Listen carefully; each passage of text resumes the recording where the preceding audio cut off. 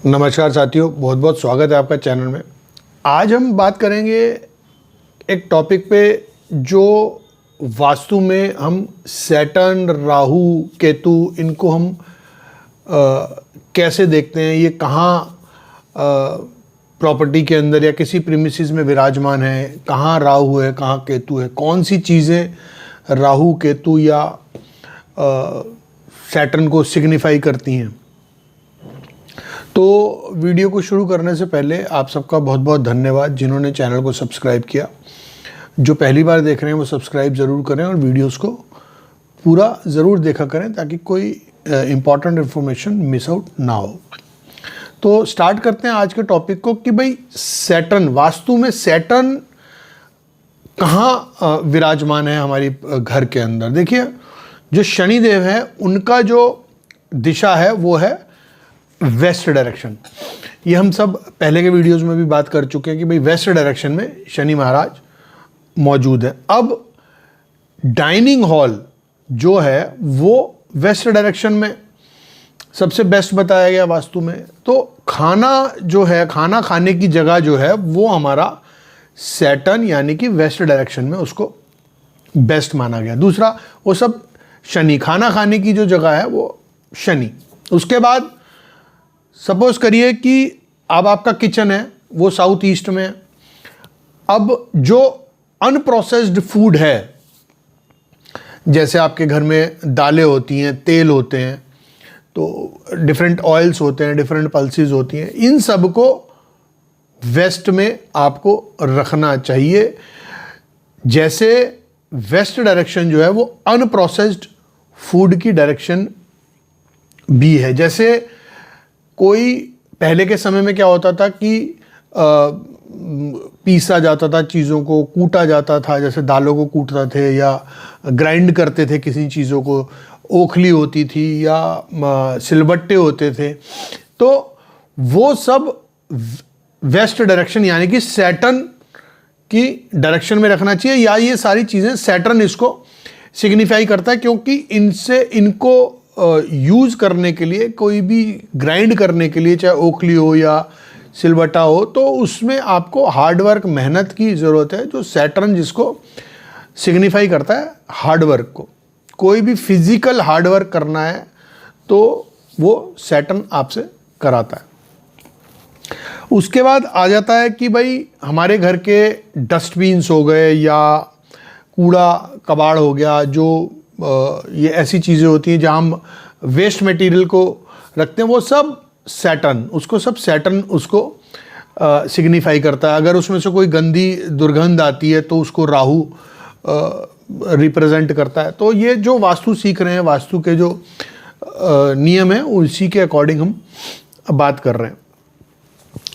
अब सैटर्न क्या होता है, किसी भी लोहे की चीज़ें, जैसे आप घर का मेन गेट लगाते हैं वो लोहे का मेन गेट है, काला रंग है ना, ये सारी चीज़ें सैटर्न इसका सिग्निफाई करता है। हमारे घर के अंदर सैटर्न इन चीज़ों में प्रेजेंट होता है, यानी कि ये सारी चीज़ें सैटर्न से गवर्न होती हैं, या इसको सिग्निफाई कर लीजिए कि ये सिग्निफिकेशन जो है वो सैटर्न के हैं। अब बात करते हैं राहु की। राहु क्या है, राहु और केतु क्या है। राहु हमारा, आपने सबको सुना है कि भाई राहु और केतु को अलग कर दिया तो वो जो सर था वो राहु हो गया और जो धड़ था वो केतु हो गया, जब स्वर भानु की हमने कहानी की पहले बात करी थी।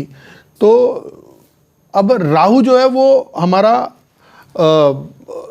सर है। तो जितना भी घर के मेन डोर हैं, यानी कि अगर मेन डोर जो फ्रंट डोर है वो जो मुख्य द्वार है वो राहु है। क्यों? क्योंकि वो बिगेस्ट होना चाहिए बाकी दरवाजों से। इस चीज़ का आपको ध्यान रखना है। जो मेन डोर है वो राहु है, और जो बैक डोर है, सपोज करिए किसी प्रॉपर्टी में एक गेट मेन गेट है और एक पीछे वाले रियर गेट है, तो जो रियर गेट है दैट इज केतु।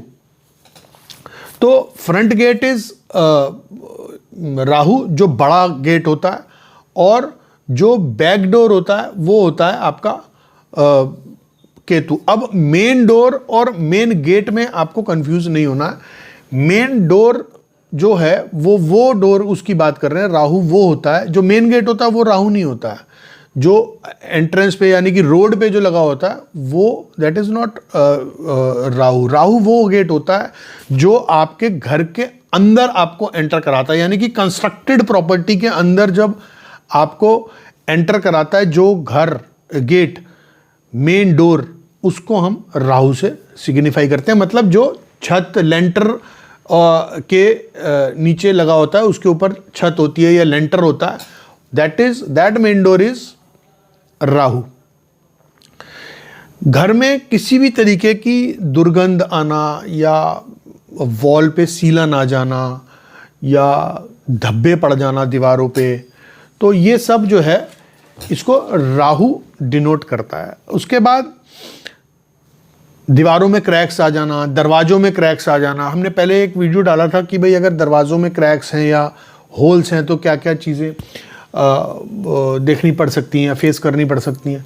तो राहु दिखाता है कि भाई अगर मेन डोर या किसी भी दरवाजे में कोई छेद है, कोई कीड़े लग रहे हैं या कोई टर्माइट है, टूट रहा है, फट रहा है, कट रहा है, कहीं से क्रैक हो रहा है, या दीवारों में ऐसा हो रहा है, दीवारें टूट रही हैं, क्रैक हो रही हैं, ये सब राहु कराता है। इन सब को राहु रिप्रेजेंट करता है। ये सारी चीज़ें राहु हैं। उसके बाद क्रैक वॉल आ जाता है, आपकी सीलन आ जाती है पानी की वजह से, उसमें से स्मेल आती है, वो सब राहु उसको डिनोट करता है। उसके बाद जो सपोज करिए घर में कोई गड्ढे हो गए या कोई सुरंग नुमा कोई चीज़ हो गई या कोई ऐसी कोई सुरंग नुमा कोई चीज़ बन गई, तो वो दैट इज़ केतु।